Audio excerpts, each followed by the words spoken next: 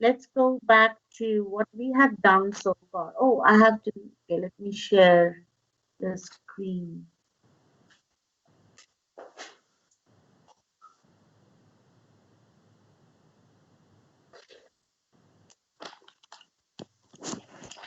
Right. Do you see my screen? Yes, miss.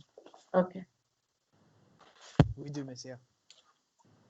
Right. Okay. So we had finished till tooth decay, right? Yes. Yeah, Now, I when think we so. start talking about our subject, then all the chattiness vanishes for some reason. Otherwise, you're chatting with me all the time about everything else. I'm gonna ask you questions and nobody opens their mouth. Why? Miss, so basically we did okay, but we didn't do the enzymes. We didn't do it. We didn't do the enzymes. Today we are going to do it. Yeah. Miss, they're asking if we're gonna stay in grade 10. No, if you take the exam, No. if you take the exam, year 10 exam, you will go to year 11. Let's go.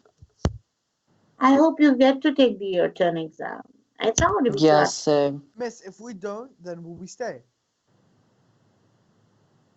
I don't know. Okay. These are irrelevant questions right now. Let's focus on what we have come here for, and that is to finish this particular chapter. Okay. So, what I was asking you was how much do you remember from last lesson? In other words, how much have we finished? So, here we were talking about tooth decay, right? And tooth decay happens due to sugar, right? Yes? Yes, miss. So it's due to due sugar. to acid, yeah. Produced by Good, back. Adan. Right. Not due to sugar. That's why I just said something that I want you to go wrong in, just to figure out whether you've understood what I'm doing here. It's not due to sugar like the common. I don't see. Wait. I don't see Miss, anybody recording. I thought there was a respiration, like in Daro, aren't you recording? Hey, Miss. So basically, Daro. Miss, what's a reaction called in which sugar becomes acid, and which sugars becomes converted into acid by bacteria? What's a reaction That's called? right. That's right. So sugar is not like our grannies told us, don't eat sugar, you'll have teeth decay. It is true, but why is it true? Because bacteria respires and uses the sugar, and the byproduct is an acid. What does the acid do? It dissolves the. Zina. Let Zina answer. Is your microphone on, Zina? Hello? Yeah. So, what does the acid do, Zina? Okay. Okay, Dilan, can you answer that for me, please? Miss, what question? Question is, You're laggy. I'm lagging. Okay. Yeah. So I said the sugar creates a problem for the teeth, but sugar is not the answer. What does sugar do? It helps the bacteria in the teeth. We're talking about the teeth decay, right? Yeah. So the bacteria uses the sugar, respires by using the sugar, and produces an acid as a byproduct. And how does the acid works in the decay? What does the acid do? I don't know, miss. You don't know. No. So you just, Miss, can got I up and came. answer? Oh no, 1 second, Ara or Adan. Listen now, Dilan, and Yes. come to my class prepared. You know how I feel about that. Yes. Ara, tell me. Yes.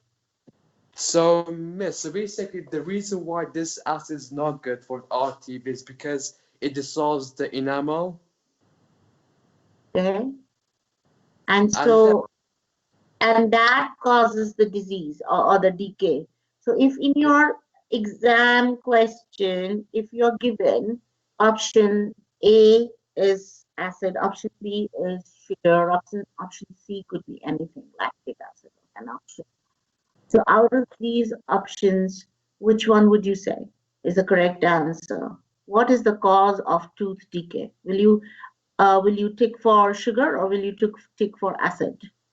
I think it's acid. That's the Everybody, do you get that? Dilan, did you get that? It's an acid, right, miss? Yes, Miss. Yes, yes, it's due to acid and not sugar. Next time when I go for a mock test, not mock test, for this homework, there will be definitely a question like this. Nobody takes sugar, all right? Everybody says acid, right?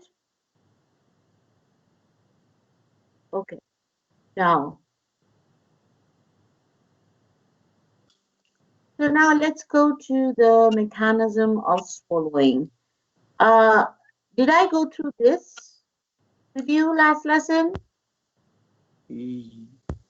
Yes. Epiglottis and bolus.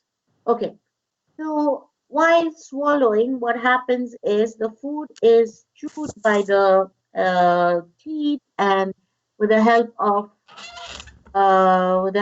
saliva, it turns into a ball of food, mashed food, which is called bolus. Okay.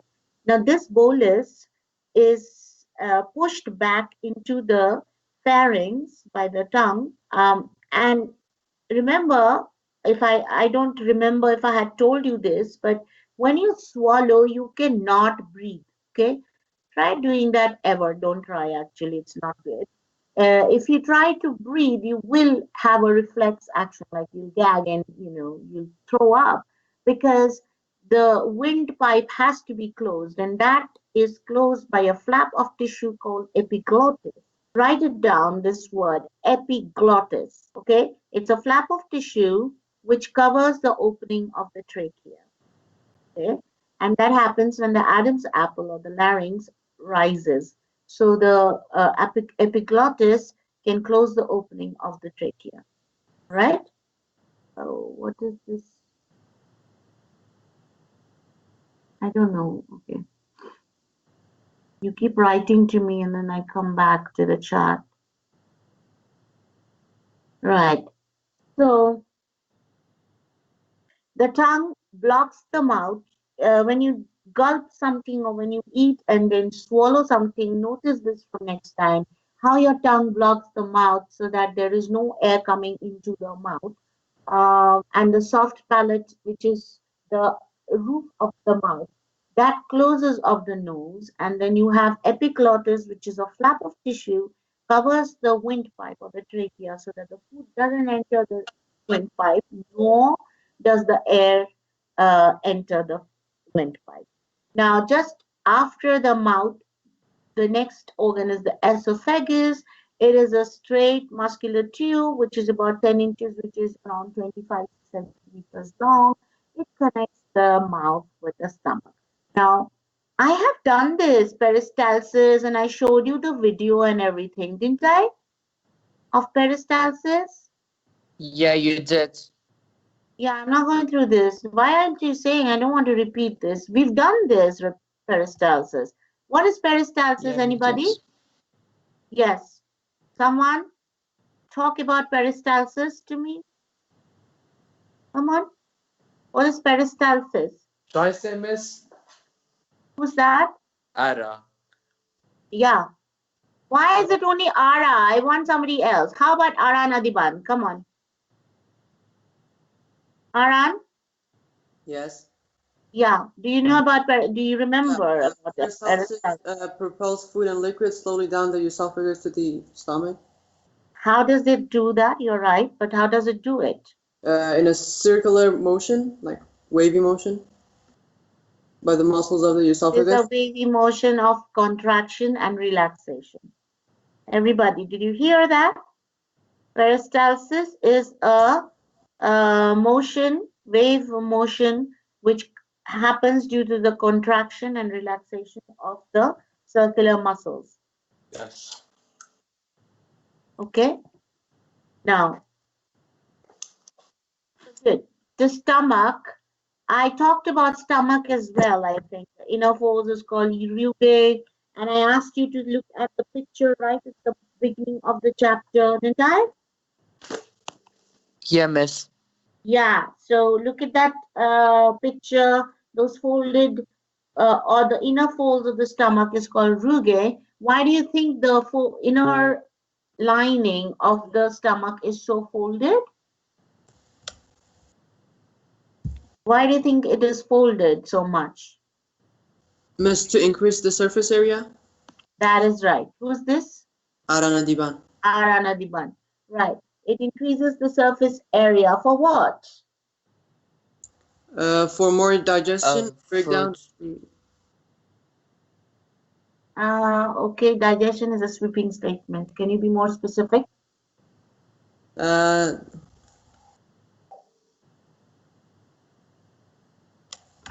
Okay, it increases the surface area to produce more of the hydrochloric acid or gastric juices so that it can churn and grind all the food that gets into the stomach. Okay, and so in the stomach, you have hydrochloric acid, which the cells of these inner folds produce. Then there are enzymes.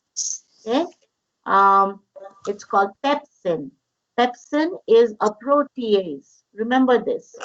Pepsin is a protease. Protease is a kind of enzyme which breaks down protein. I hope you all are writing all this down.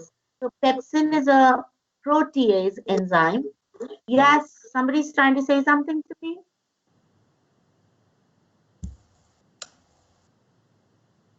Okay, so pepsin is a protease enzyme which breaks down proteins or helps in the digestion of protein, works in the presence of hydrochloric acid. That means it works in a pH of, you think? 3. 2, 1 or 2. Yeah. Okay? And when this, and then there is another kind of cells called goblet cells. These produce mucus. Mucus is very, very important. It is lubricating. What does that mean? It lubricates. It speeds up the activity of the enzyme. It keeps the food all moist and lubricated. And so the inner lining of the stomach needs to be lubricated by the mucus because so that the hydrochloric acid does not harm the inner surface of the stomach. Did you all get that? Yeah. Why mucus is important? Yes? Mm. Okay. And when the food is churned and ground together, and this food is mixed with all the gastric juices, that is hydrochloric acid, enzymes, and the mucus, it becomes liquid in form, and this liquid is called chyme. You understand? Chyme. That's the word. Chyme. Chyme. Okay. Now, HCl helps break down food and kills bacteria. So I told you about bacteria that enters your system. The first line of defense is the hydrochloric acid, which kills all the bacteria or the other microorganisms that is entering your system through food.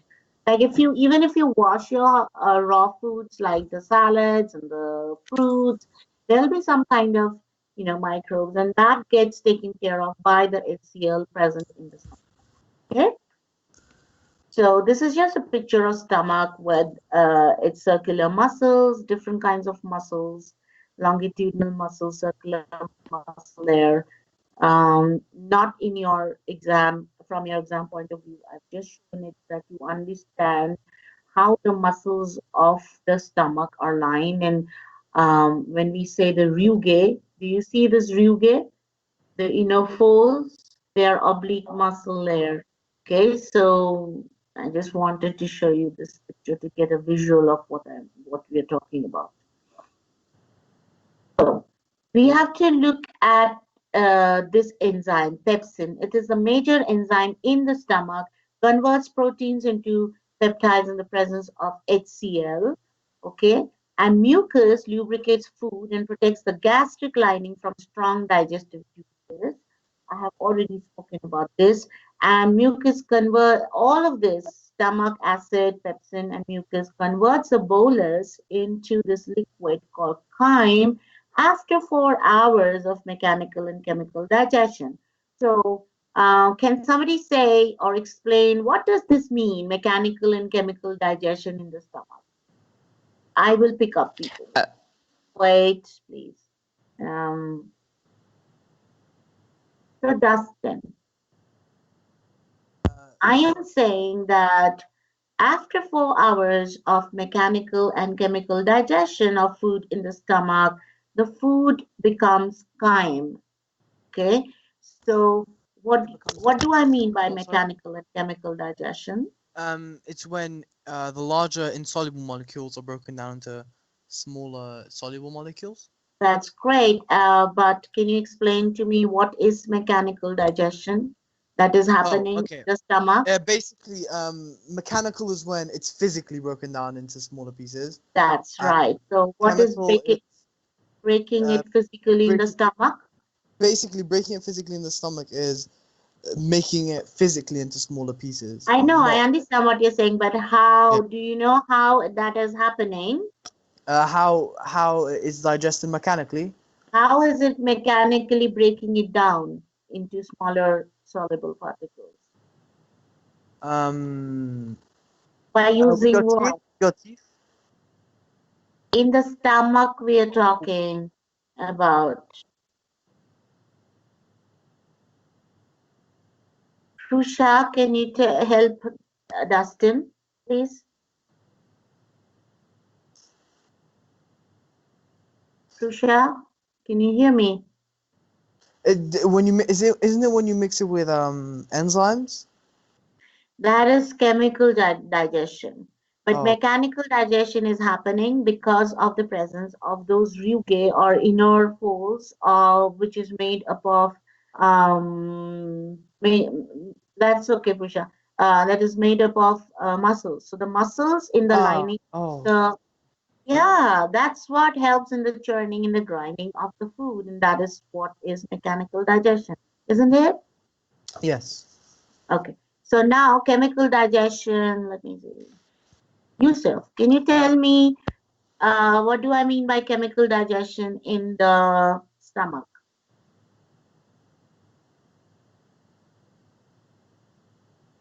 Yusuf, can you hear me?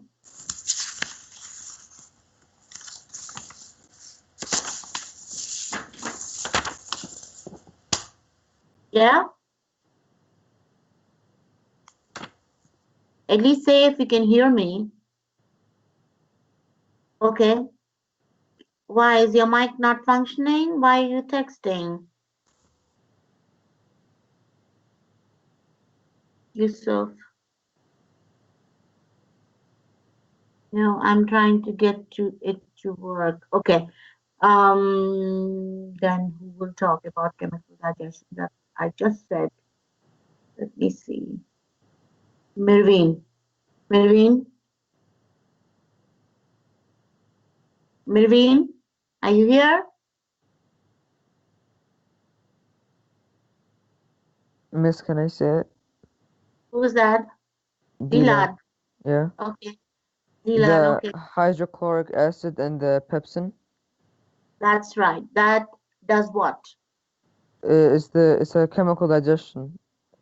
it helps in the chemical digestion, as in it helps in the digestion of the food particles by using enzyme like pepsin, hydrochloric acid, and the mucus, right? Yes. So that's others. I don't know. I can't ask each one of you, but I hope you're understanding what we're talking about here. So, you will get a better understanding when we do the Seneca questions. Miss, Right. can you write this down? Yeah. Can you not see the screen? You can, right? Yeah, we can. Just give us Yeah. time. Okay. So the chyme passes through the pyloric sphincter into the small intestine. Now, if you go through the page, the diagram on page number 83, okay? Go to page number 83 when you see this diagram here. Page number 83, this diagram, okay? I'm talking about valve or a muscle which is here. We're talking about a muscle. It's called pyloric valve. Okay, pyloric sphincter muscle. You all need to know it as sphincter muscle. So there are two things, sphincter muscle. One is here between the stomach and the intestine, and there is one here near the stomach and where the esophagus enters the stomach. Remember I told you this last time?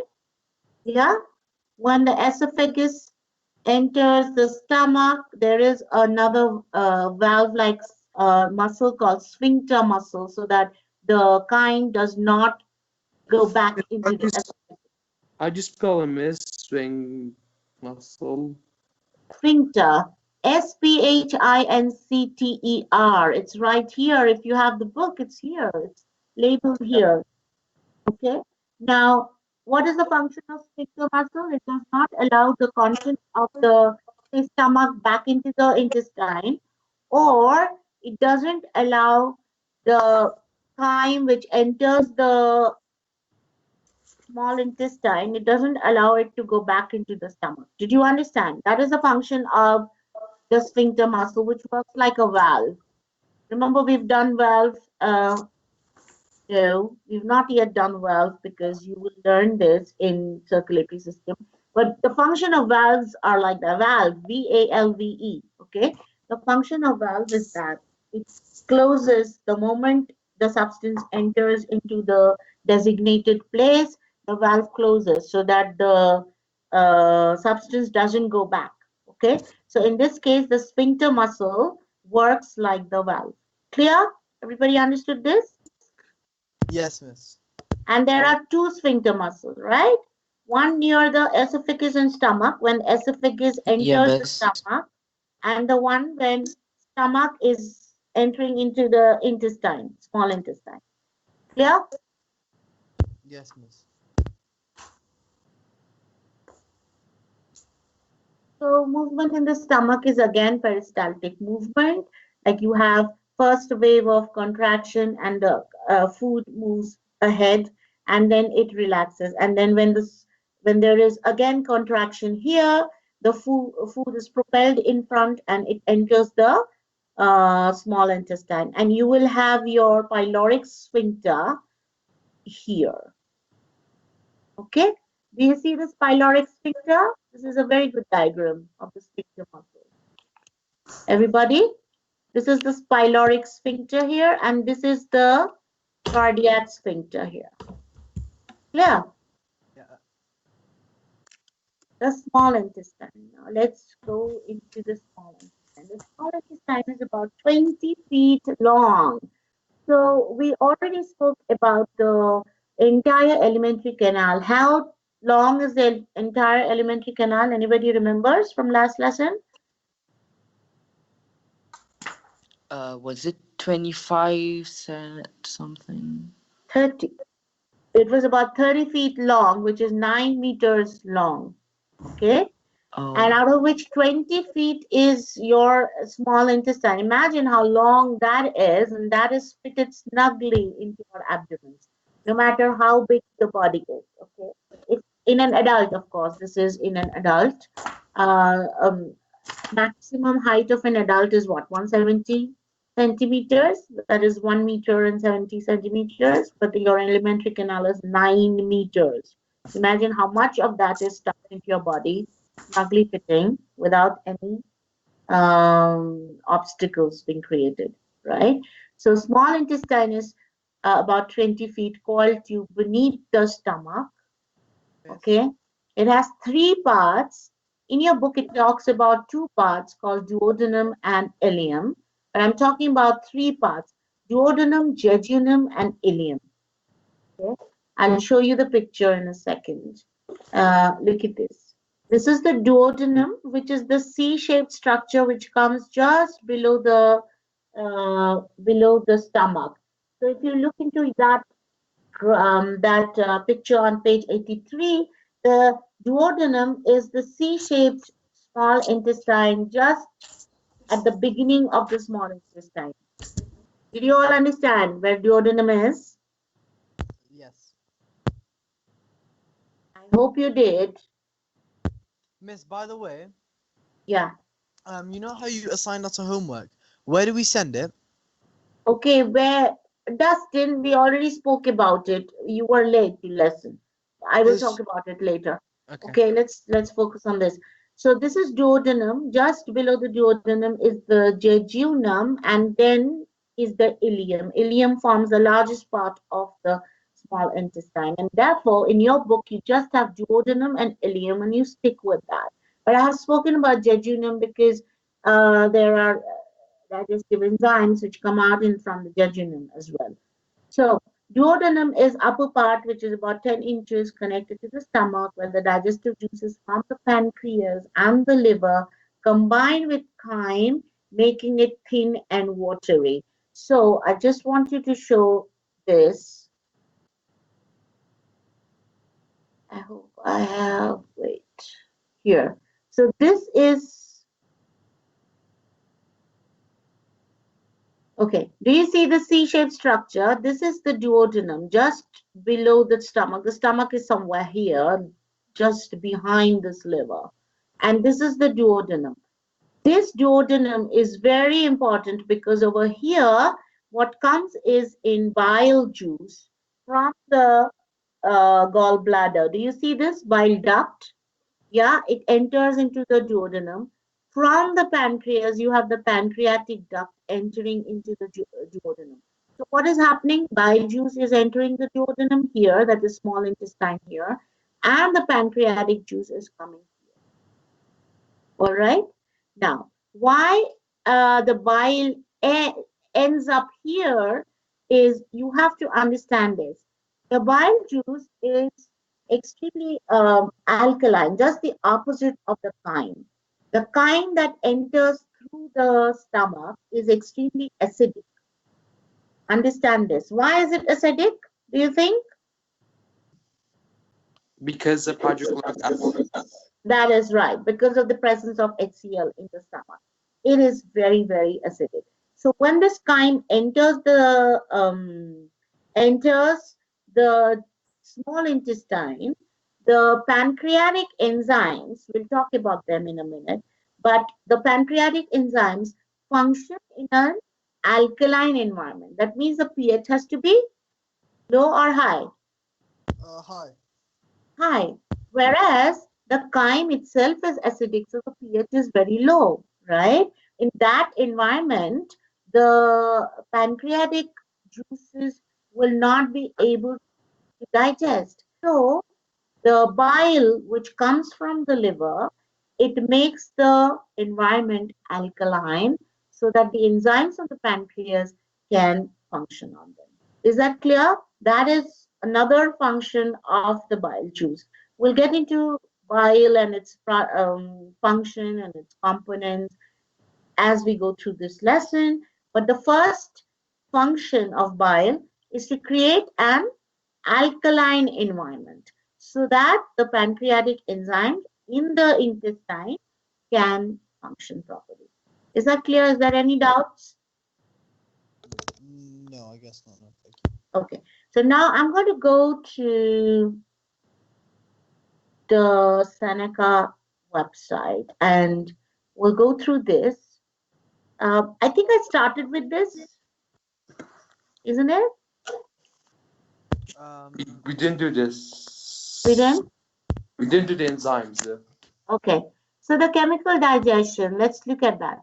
So the digestive enzymes are produced in the glands and the lining of the gut. Remember, in the lining of the small intestine, I'll tell you exactly where the enzymes come out of, but remember that the enzymes are produced in the pancreas and in the small intestine as well, in the lining of the small intestine. Okay, they are then secreted out of the body cells and into the alimentary canal. Digestive enzymes are, what are they used to? They are used to catalyze or speed up the breakdown of large insoluble food molecules into smaller food molecules or soluble food molecules that are then small enough to be absorbed into the bloodstream. Okay. Now, I have already spoken to you about what absorption means, what assimilation means, right? In all those phases of digestion. I hope you remember ingestion, movement, chemical digestion, for mechanical digestion, then absorption, assimilation, and egestion. Yeah. Yeah. So now enzymes. How do enzymes work in digestion? There are three main enzymes that you're going to learn during this year. It's amylase, protease, and lipase, right? Now, amylase is for digesting. I think I have done all of this with you. Why do I Miss have a Stark. I have done this with you. Miss, we have watched a video about it like in the past. Yeah, that is okay. Let's finish this. Digestive enzymes catalyze, speed up the breakdown of large, insoluble food molecules into smaller food molecules. Right. Now,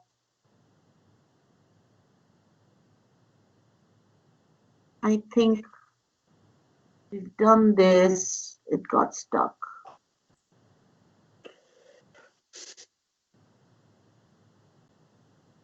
Okay, I'm not going to go through this. Can't hear it, miss. I'm not going to go through this. You will do it later, okay? So, why is it necessary to break down large insoluble food molecules into smaller soluble molecules? Because of these three reasons. Can you guess why is it important to digest large or break down large insoluble molecules into smaller molecules? Because it's more efficient because it allows it to go into the bloodstream for it to be absorbed into the bloodstream easier. Yeah, so it can be absorbed quickly into the blood, and then smaller molecules can be absorbed into the bloodstream and used to construct new carbohydrates, proteins, and lipids. And then, Miss, yeah, to go down easily through the esophagus. Is that what it's called? yeah, esophagus. No, but we are talking about digestion as a whole. No, we are talking about digestion as a whole, Adan. Oh. So I'm talking of why during digestion large insoluble molecules are broken down into small soluble molecules. A, so that it can easily get absorbed by the bloodstream. B, after getting absorbed by the bloodstream, so that new carbohydrates, proteins, and lipids can be formed, right? Because amino acids will be taken to cells where the amino acids will be used to make new proteins for that cell. Isn't it? Do you understand that point, everybody? Yes. And C is glucose, say, carbohydrate is broken down. Carbohydrate like starch, which is large soluble molecule. is broken, carbohydrate, which is a large insoluble molecule, is broken down into very small soluble glucose molecule. And then that glucose is used for what? By every single cell in the body for respiration, isn't it? And that is why it's important that large insoluble molecules are broken down into soluble small molecules. Miss Day, Yeah. I think we have a 10-minute break now. No, I'm not giving you any break. No, it says on the timetable because Miss, I have to go. I'm not giving you break. You want to go? You can go. No, I don't want to miss the lesson. It says we have from 4:50 till 5. I am not giving you break because I'll not finish otherwise. You want to slack? If I finish early, then I'll finish early and let you go early. Okay? Okay. So, how well did you understand this? Whatever we were talking about? I don't know. My Skype got stuck. Can you hear me and see my Yes. screen? Okay. So, how well did you understand this? Why is it necessary to break down large insoluble molecules into smaller soluble molecules? Was it hard? Okay, easy. I'll click here for all of you. Yeah? Yeah. Okay. So, digestive enzymes, we are talking about different types of digestive enzymes, amylase, protease, and lipase. Okay, this is the same thing. It's repetition.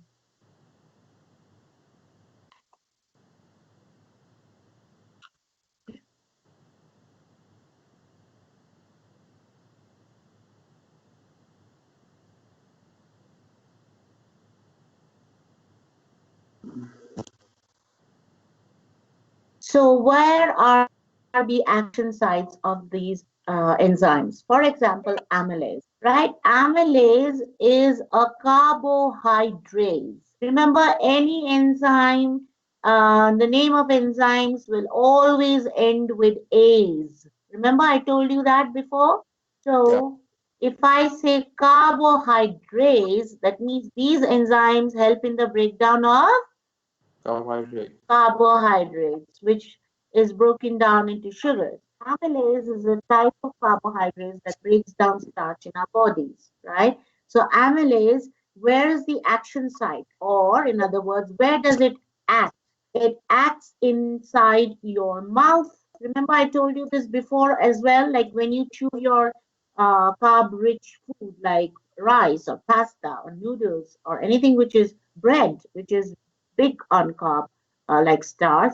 When you keep chewing, towards the end you start tasting sweet. Why does that happen?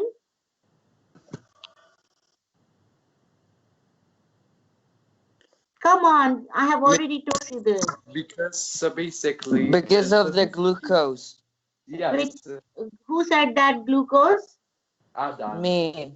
Adan, it's not just glucose, it is maltose basically, which is sweet in taste too. And Yeah, why is but it becoming still. okay, maltase is in the small intestine and maltose breaks down into glucose in the small intestine. But in your mouth, you have the presence of this amylase. Okay, and amylase is secreted from the gland called which gland? Salivary gland. Salivary gland, right. So the salivary gland in the mouth secretes amylase. So that the mouth is the action site. All right. And also in the small intestine, amylase is produced in the small intestine. It is produced in the pancreas and it is produced in the salivary glands. I hope you are writing it down, taking notes. These are extremely important points. All your most of your multiple choice questions on enzymes in the digestive system will come from these kind of notes that you're going to make. Okay? I have a question. I have a Yes, relevant question. So Ara. basically, what is the difference between amino acids and polypeptides? Okay. My God, that's a big conceptual question. Listen, amino acids are the monomers of peptide molecules. Monomers. What does that mean? Like basically, it's They are like the monocyte. building blocks. They are the building blocks of Yes, the peptides. basic. So Yeah. one big chain of amino acid is called a peptide chain. Many such chains are called polypeptide chains. And many such at least 4 or 5 polypeptide chains, they fold in a certain way to form protein. Clear? So Yes. polypeptides and amino acids polypeptides are made by amino acids. Ah. You should be asking me such questions. I mean, this we've done in depth during macromolecules. But anyways, you got it clarified. Okay, so we were talking about where amylase is produced. Amylase is produced in the mouth, in the small intestine, and in the pancreas. Now, in the pancreas, when it is produced as pancreatic juice, like the amylase is produced in the pancreas, that enters the small intestine through the pancreatic duct. Okay, so the small intestine also produces amylase and it receives amylase from pancreas. Clear?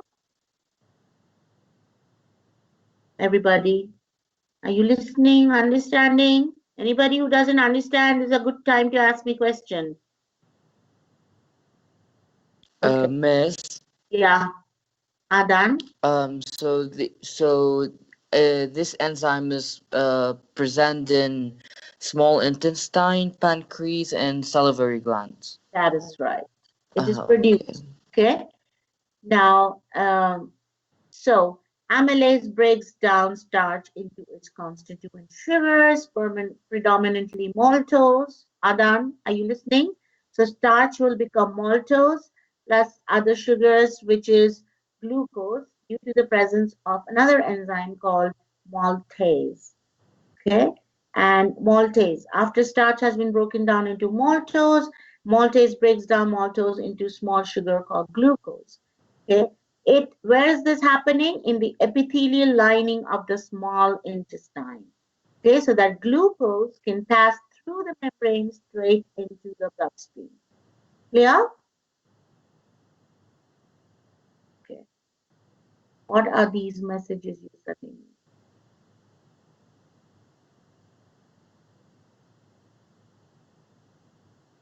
Okay.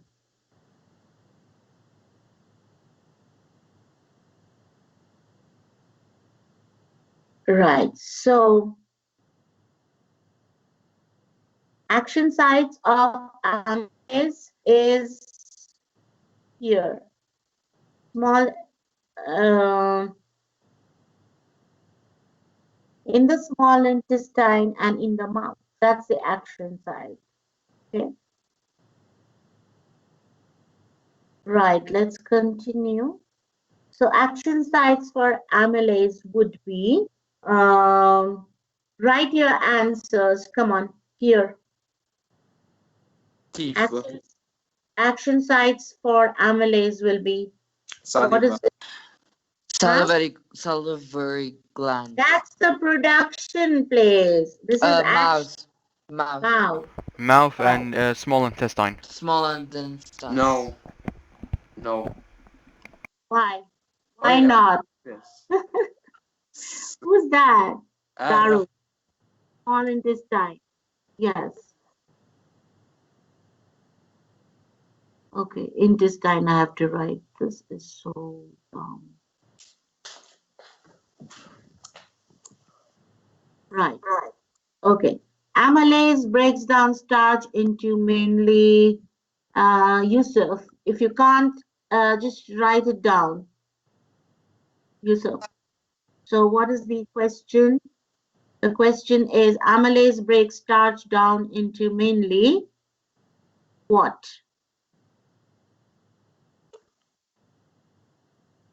I want your answer right now, please.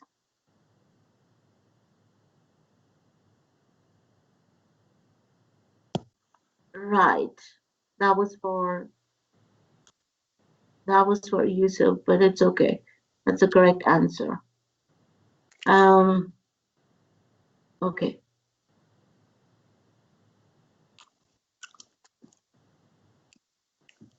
Now, let's go to protease. Protease types. We are going to look at two types of protease. Now, what is a protease? It's an enzyme which breaks down protein into amino acids, right? Yes, small toes. Spelling, Yusuf. I hope that's a typo. It's not small towels, it's small toes. Right. So the protease types, we are going to learn two types of protease. One is called pepsin, another is called trypsin.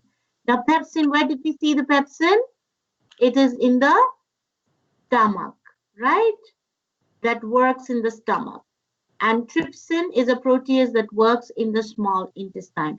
Remember, the trypsin, okay, I will come to it in a second. The trypsin,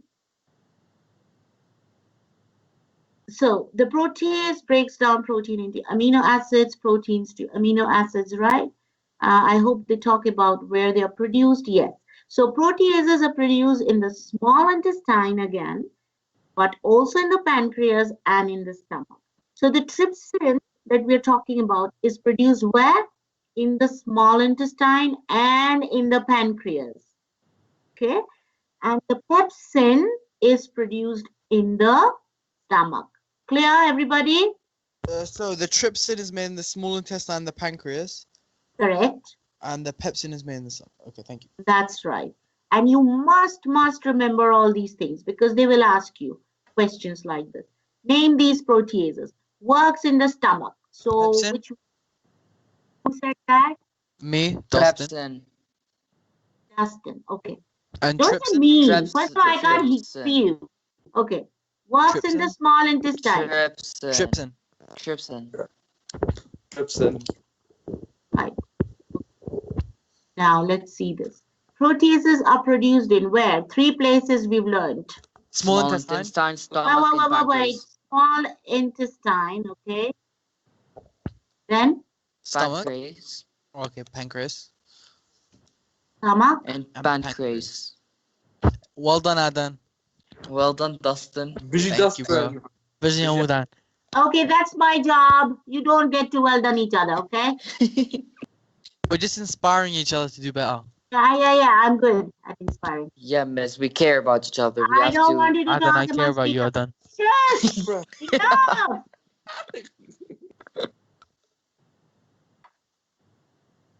Zilan, yes. Dasan, good. Dasan, Daro is still, okay. Pepsin. Zina, pepsin, it's not pepsine, it's pepsin. I hope that was a typo. If not, just, correct yourself. It's pepsin, it's not pepsine. Daro's simping for the teacher. These things are very important to remember, the spellings, because you will not get full marks, or they will just deduct all your marks if you get a wrong spelling. So spelling is very, very important, okay? Miss Ara says he loves online lessons. Dustin, Yes, miss.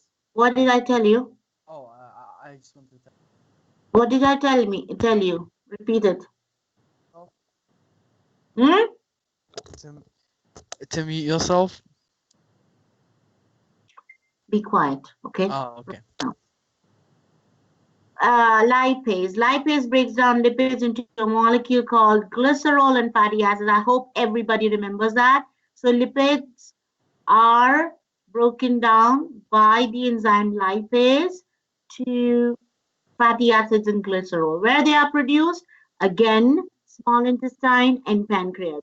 So you see all your enzymes, amylase, protease, and lipase, what is the common thing The small, of their production? small intestine and pancreas. That is correct. Right. Great. So all these three enzymes, they are produced in the small intestine and the pancreas, barring few differences, like the amylase is also produced in mouth, right? Lipase and protease is produced in the small intestine and pancreas, but protease is also produced in stomach. All these things you must remember, right? Pepsin, trypsin are proteases, so the production will be in the stomach and in the intestine and in the pancreas. Lipase only in the small intestine and pancreas. Amylase, small intestine, pancreas, and in the Small intestine. I already said that. In the salivary gland, which is in the mouth. Okay, Dylan is asking me, do protease and lipase not have side of actions? Of course, they have side of actions. In the small intestine, lipase and protease. So protease, you tell me, I already finished site of action of protease. Where does it work? It's produced in the stomach and in the small intestine and in the pancreas, but the site of action will be in the of protease. Site of action of protease would be in the small intestine and in the stomach. Are you even listening? Is it too confusing for you guys? Wait, Let's what? For what, miss? For protease, what is the action site? Small intestine and stomach. That is right. And for lipase, it Small would be intestine only. small intestine. Not even does not include the pancreas. No, it It doesn't. is produced in the pancreas, Oh, but the yeah, my action bad, will yeah. be in the small intestine. True. Okay? Now, so lipase catalyzes the breakdown of lipids into glycerol and fatty acids. Now, write the correct digestive enzyme next to its function. Daro, first one. It breaks down proteins into their constituent amino acids. Write the correct digestive enzyme. Daro, Miss, is it protease? that's right. Protease. Very good. Okay. This breaks down lipids into a molecule called glycerol and fatty acid. Erin is here today? Is Erin here? Nope. No. Okay. I think So who's going to answer this? Anybody? Come on. It's so easy. Lipase. lipids. Is it lipase? Yes. Breaks down starch into constant, of course. Amylase. Only one left. Right. So the sites of action of Small intestine. amylase. Mouth and small intestine. Oh, mouth. Yeah, my bad. Mouth. Yeah. Sorry. Yeah. I thought you were saying again. Mouth. So this is repetition so that you don't forget, okay? Protease breaks down proteins into Amino protease acids. Amino breaks down. Amino acid. Amino acid. That's right. I hope the girls who are superbly quiet in this class are understanding everything and that they have no questions. Is that right? Miss- I'm Miss pretty Rose, sure. Rosie and Zara and Prusha and Daniela. Daniela is quite active, so that's great. I get to hear her. Zena is active too. I hope Rosie and the other girls are doing well. Okay. So lipase breaks down lipids into again the Fatty acids and glycerol. glycerol, and they won't let you forget. Yeah, it's pretty good, miss. Yeah. So that's great. Wait, miss, is this connected to our book? So like, Yeah. Yes, is this? exact. It is CIE, IGCSE. Oh, okay. Miss, Yeah. can you please repeat where lipase is produced and the active side of it? Right. So can somebody help him? Let's see who was listening. So do you understand his question? He's asking me, can you please say where is lipase produced? Shall I say, miss? Not Ara. Ara has been answering continuously. Someone else. Dylan, let's Yeah. see. Hmm. It's produced in small intestine and pancreas. That is right. Did you get that, Adan? And site of action is small intestine only. That is right. Okay. Now let's go to the small intestine. This is extremely important now. We'll go into the, okay, so you will have, 1 second. This is your table that you must go through. This will help you to remember all the enzymes. On page 87, if you go to your book, page 87, you will see a big chart over there, which talks about, the table talks about the summary of digestion in the human alimentary canal. Everything that we've done so far. So the duodenum has pancreatic juice and the bile coming into the duodenum, and the ileum, I will talk about it now, okay? But mark that table, it's very important. Now, the small intestine. This is very, very important to understand where the enzymes are present in the small intestine. We keep talking about small intestine and enzymes are being, enzymes are present or they are produced in the small intestine. We'll look at the structure of small intestine. The small intestine has folded inner walls covered with finger-like projections called villi, right? So the inside of the small intestine has this inner folds called villi, okay? And each villus has tinier projections called microvilli. I will just talk to you.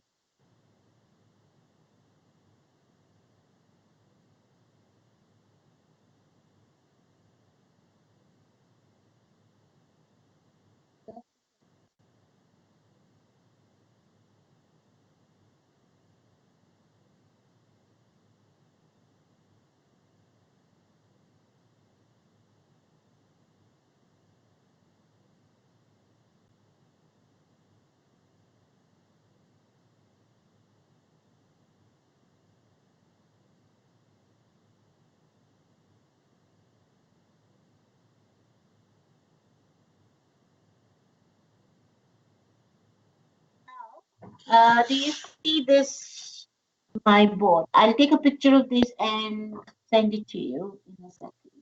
So you have this, the small intestine here. Can you all see this? Huh? Hello, people. Tell me whether you can see this. Miss, I can only Yeah, see miss. pixels. can I see it. only see pixels. Okay. So you have the stomach and you have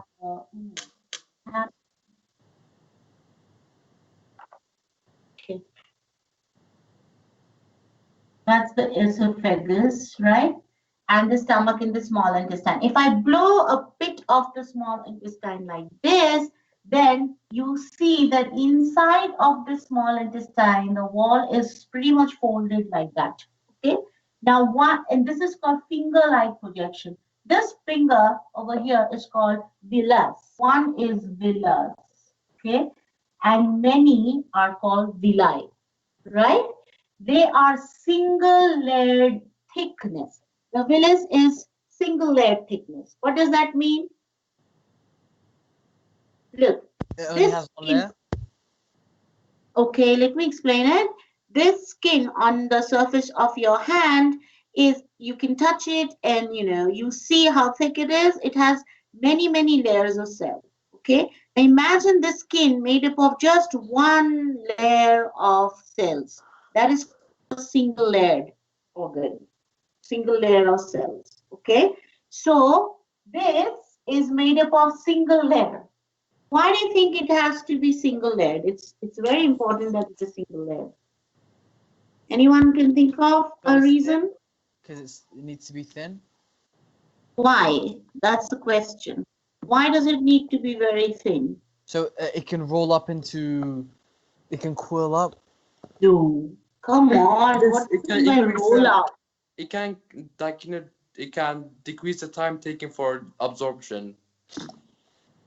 Good. So do you mean it helps in diffusion, in other No. words?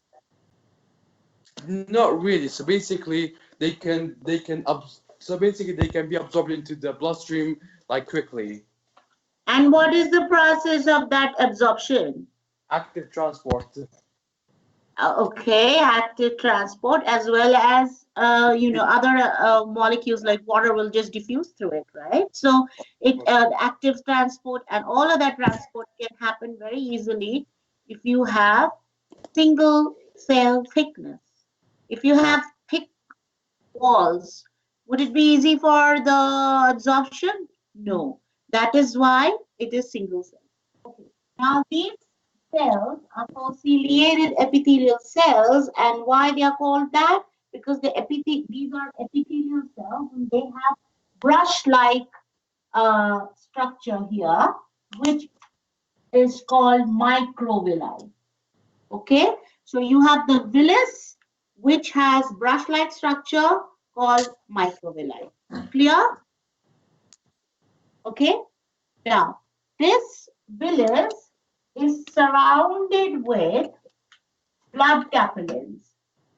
So you have blood capillaries here, like this.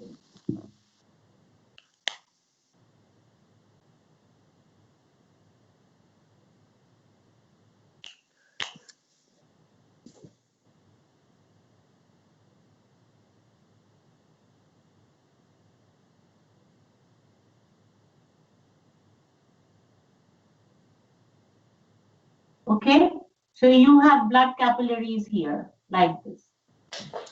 See how they're close to the inner walls of this structure here, inner walls of the villus. So that's how absorption takes place very easily, right? So it can absorb, okay, right. But all these are all nice, and but in the intestine, we also saw that lipase helps in the, now listen to this very carefully, very important point I'm talking about now. Miss, the words are mirrored. Don't worry, I'll just take a picture of this and I send it to you right now, okay? So don't worry about that. What I was saying is, yeah, right. So lipase works in the small intestine. It helps in the digestion of lipids into fatty acids and glycerol, right? Now the fatty acids are very long molecules or large molecules. They cannot enter the bloodstream easily. Okay? The small ones will enter, but the large ones will large water fatty acids, if they can't enter the bloodstream, there is another big vessel called lacteal right at the center of every villus. It's called lacteal. Lacteal blood vessel is the part of lymphatic circulatory system. Now, what is lymphatic circulatory system? It is a part of the circulatory system. We'll learn about it in the next chapter. That lymphatic systems are very important for our circulatory system. It helps in immunity. We'll see about that later. But lymphatic systems also has blood vessel-like vessels, and one of the vessels is called lacteal. Now, the fatty acid, which is very large. Are you listening to me, everybody? Yes, miss. The fatty acid, which is a very large molecule, cannot enter the small capillaries because the capillaries are very, very thin and they can't enter. So the large molecule cannot enter the capillary. So where does it go? It goes into this big vessel called lacteal, okay? And lacteal enters the lymphatic system, and it ends up coming near an artery called subclavian artery. You'll learn about this later. There's an artery called subclavian artery near the shoulder, okay? And the subclavian artery is the place where the lymphatic vessel empties its content. So now the fatty acid which was present in the lymphatic vessel, the lacteal vessel, empties into the subclavian artery near the shoulders, and that's where you have the fat coming back into the circulatory system. Is there any doubt in this? Ask me questions. Come on. No, there's no. I'm sure there's a big doubt in this. I'm sure people didn't understand. Come on, ask me. Who's that? Dareen. No, Daro says no. There's no questions to be asked. So you know what lacteal is, right? I'm still confused. Adan. Right. So, Adan, can you tell me how much you've understood of this? Do you understand about lacteal?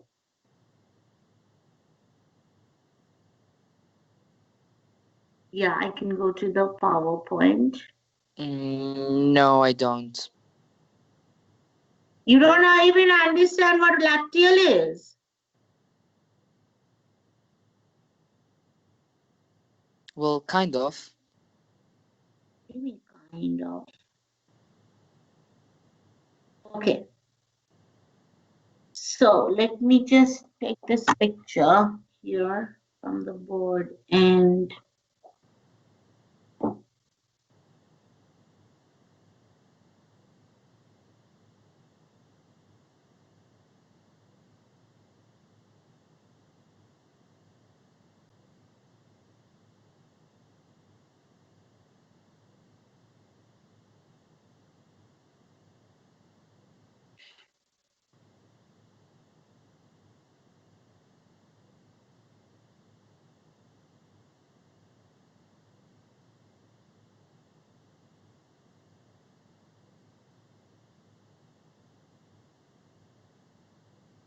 where is this class? 10A.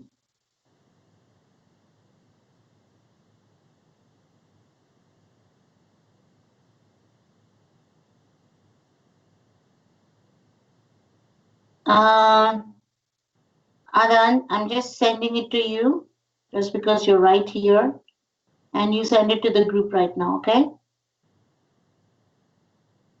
Did you hear what I just said, Adan? Yeah, yep. Yeah, I sent it to you. You send it to the group right now. Okay, so you have the book next to you, everyone? Huh? Yeah, that's right. That's a picture.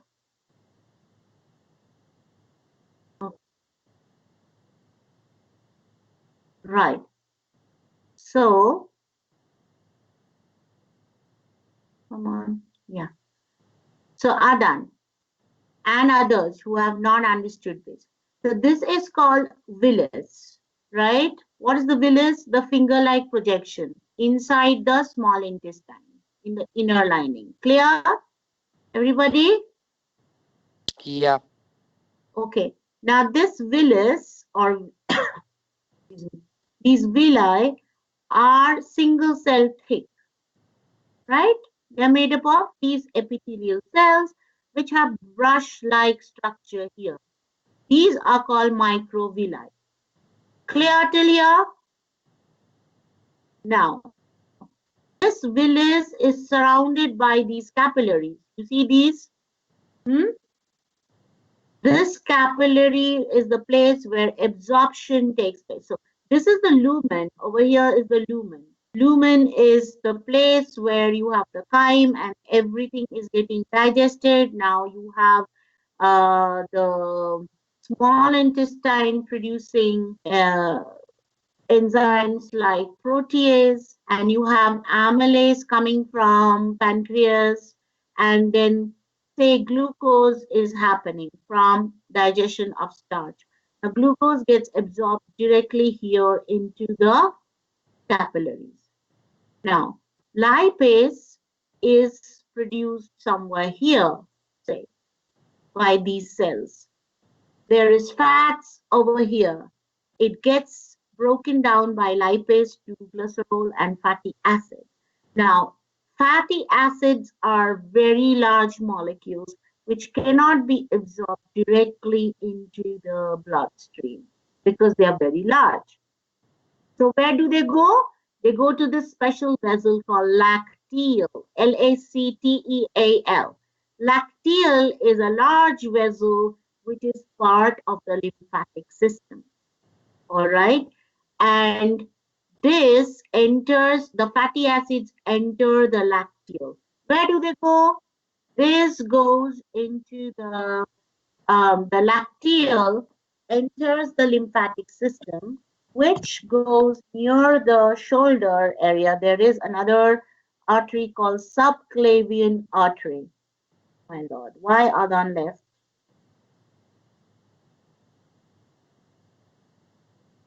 So, okay, good. So in the subclavian artery, which is near the shoulder, the lymphatic vessel, this lacteal, empties its content. And so now the fatty acid is back into the circulatory system, which is the blood. Did you understand? Yes. Hmm?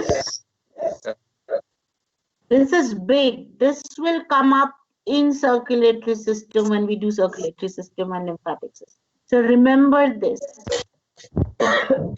Miss, is this the final lesson we're gonna have on this chapter? Yes. Miss, what is Oh. the hepatic portal vein? Please do not jump the gun, Ara. That is in circulatory system. Are we doing circulatory system or digestive system? Digestive, but it So is. stick to digestive system. Hepatic portal vein, it's a vein, it's part of circulatory system. We'll talk all about it in the next chapter. Okay? Be patient. It's mentioned in I know. digestive. In the hepatic portal vein is Elaborate. the vein which carries the blood from the stomach to the liver, and that's where detoxification happens. We'll talk about it later. Let it be. We'll talk about it in chapter 9, and then you will learn all of it now later. Okay? Okay, Ara? Yes. Okay. Now, so that's the small intestine. I hope everybody gets that. It is the place where all the digestion, most of the digestion takes place in the small intestine, in the duodenum and in the ileum. Remember that. That was removed. That was removed, Miss. I know, I saw that. Who's doing this? It I has don't know, man. increased over the time. It happened to Dilan, it happened to you, it happened to Adan. I don't know, Miss, but it's really annoying. Miss, it's so annoying. Like, I've literally oh my been God. recording the whole lesson, so it's really annoying. This is very, very bad. I mean, whoever is doing it, So childish. shame on you. Seriously. I can't do Zoom because we just had a bad exam. And I'm not. I'm just going to remove Zoom from this computer because it's a very bad app, security Yeah, wise. man. You should not also use it. It's terrible. I can't use Zoom. So I have removed it from my computer. Miss, we should use Skype, but I don't know. It's really annoying. Yeah, people are like 5 years old. But I here. mean, I It's mean, you mean Microsoft two. Team is You good. use Discord, miss. Mi- Discord is no much Discord won't work better. because she can't show her face cam. She can't And do I Yep. can't show the, see how we are doing with the board and everything? Yeah, I but you like, she can can't show do that. your you can share your computer screen. No, but she can't show her whiteboard. and I can't, Yeah. You can go into a private call, but that's only up to 15 people. How about my oh, Microsoft stop, Teams? stop. Skype, Well, Skype. let's finish this. Come on. Okay. So large intestine. Next part is the large intestine. Stop messaging me, please. What is it? Okay, we'll talk about it later. Yeah, this is going on for ages. Now we can't get into this again. Let's go back to large intestine. It's also known as colon. Have you heard of colon? I'm sure you have. Colon cancer, colon. Yeah. There is called what? Ulcer. Ulcer. Have you heard of ulcers? You know what ulcers are? Is it not that scan miss you get? Ulcer is when the acid in the stomach, you're not producing mucus enough, which would protect the inner lining. So what happens? The acid starts eating on your stomach.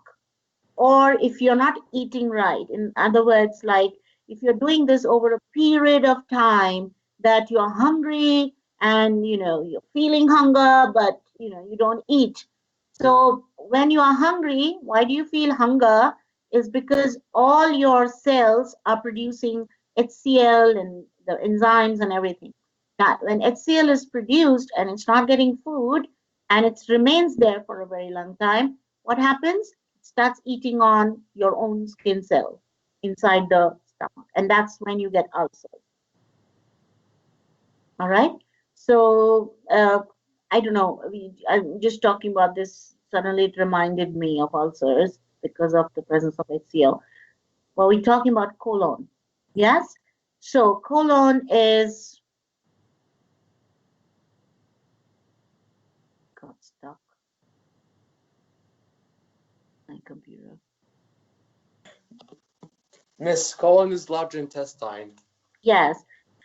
It has a large diameter, but it is shorter, like about 5 feet in length. The rest of the water, which is present in the chyme, remember, in the small intestine, you have not only the nutrients that is getting absorbed, but water is also getting absorbed easily into the bloodstream. But the rest of the water, which is not absorbed in the bloodstream, what happens is the rest of the water is absorbed in the large intestine, and the undigested food, which is your fibers from the food, right, or things which are no good, it's only for roughage, that remains undigested, and then because of the absorption of water, this undigested food makes the waste harder until it becomes solid. And the waste stays for 10 to 12 hours, and then it enters into the rectum where the waste is stored in the large intestine, and the solid waste that stays in the rectum until it is excreted through the anus as feces. So where is the rectum? This is the rectum, okay, at the end of the small intestine. Now there is another structure called appendix. Have you heard of this? Appendix, appendectomy. People have swollen appendix. Oh yeah, can't you get it? Can't you get it removed, miss?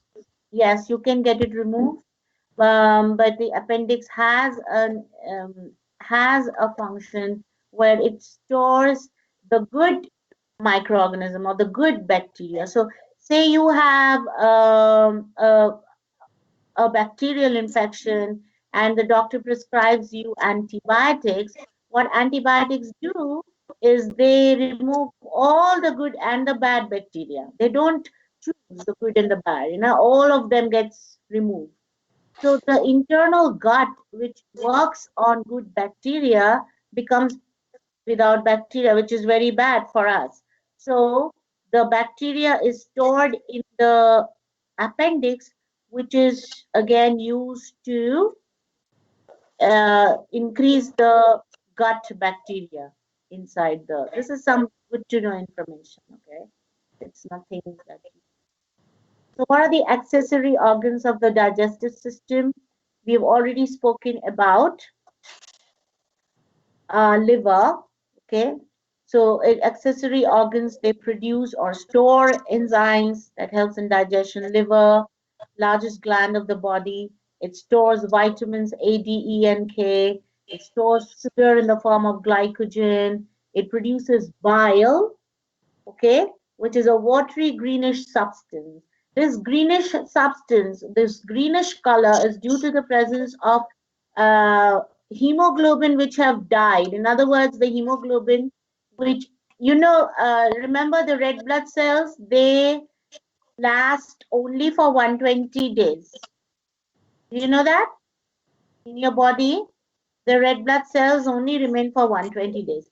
So what happens to them? They disintegrate. What happens to the pigment? They also disintegrate and they form the bile pigment, which is greenish in color, which happens in the liver. Okay. Just read this bit. It's very easy. It's in the book.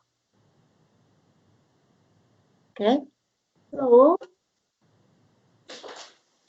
the bile is also made up of bile salts. Okay. So what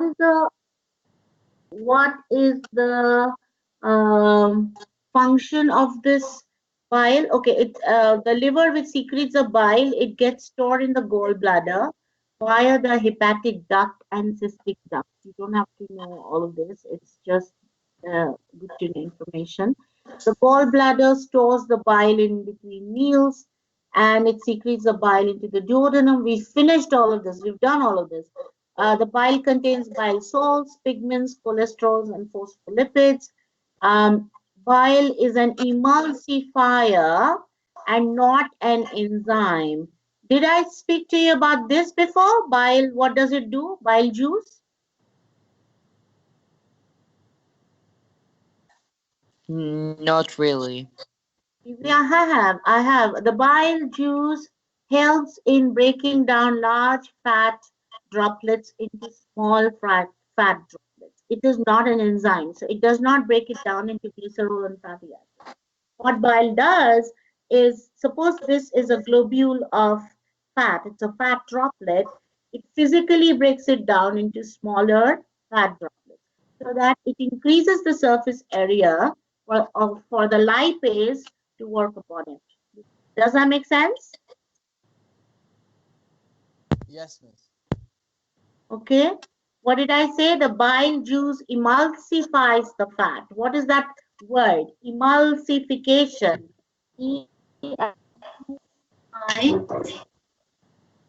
Emulsification of fat. Emulsification of fat. That means large fat droplet is broken down into small fat droplets. And who that? The bile salt. Okay?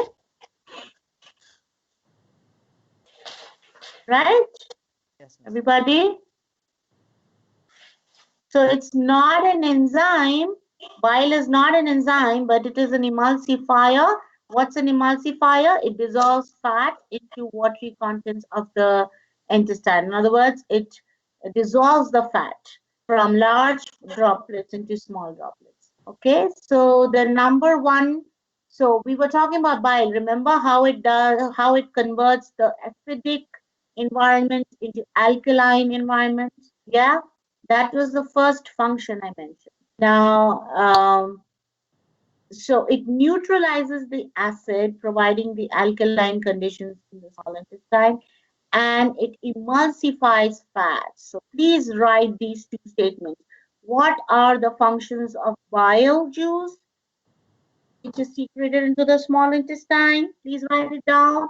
It neutralizes the acid, providing the alkaline conditions needed in the small intestine, and it emulsifies fats, providing a large surface area over which the lipase enzymes can work. Tell me when you're done. Write these 2 points. What are the 2 functions of bile juice?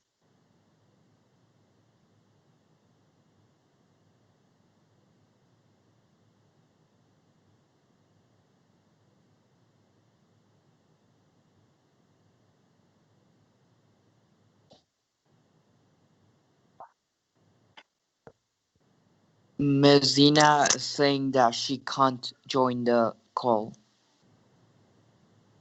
Why?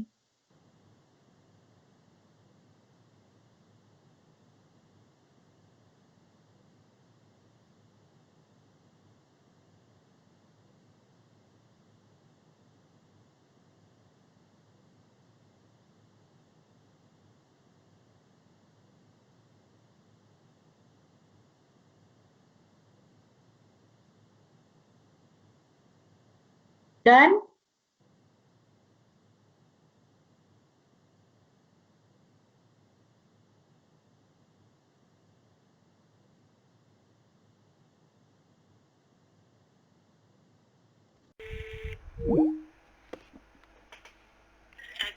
Da, ja. Ist doch.